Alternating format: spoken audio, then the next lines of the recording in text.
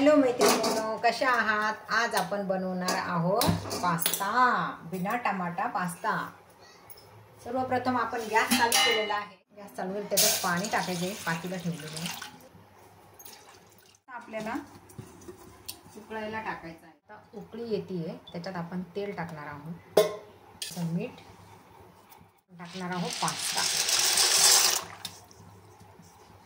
मैत्रिणींनो, आता हा पास्ता होईपर्यंत आपण दुसरी तयारी करूया।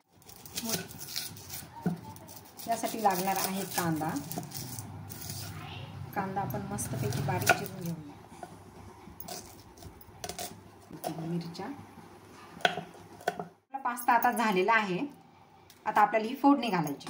गॅस चालू केलेला आहे, त्याच्यावर एक कढई ठेवलेली आहे। त्यात आपण तेल टाकतोय। आता गरम झालेला आहे, त्याच्यात आपण मोहरी टाकणार आहोत। त्यानंतर आपण मिरची टाकणार आहोत, कांदा टाकणार आहोत, लसूण जिऱ्याची पेस्ट टाकणार आहोत। लसूण जिऱ्याची पेस्टमुळे आपण थोडी कोथिंबीरही टाकलेली आहे। आपण याला मस्तपैकी छान फ्राय करणार आहोत। यामध्ये तुम्ही तुमच्या आवडीच्या भाज्याही टाकू शकता, घालू शकता। आपण याच्यात हळद टाकणार आहोत, 1 चमचा लाल तिखट, 1 चमचा मसाला, पास्ता मसाला टाकत आहोत। आता तुम्ही याच्यात चिली सॉस, सोया सॉसही टाकू शकता।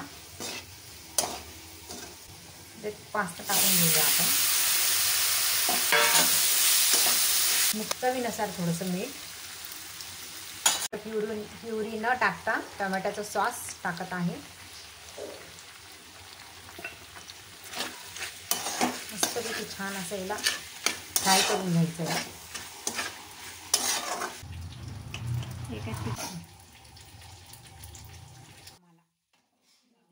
तुम्हाला डिश कशी वाटली आम्हाला कमेंट करून नक्की सांगा।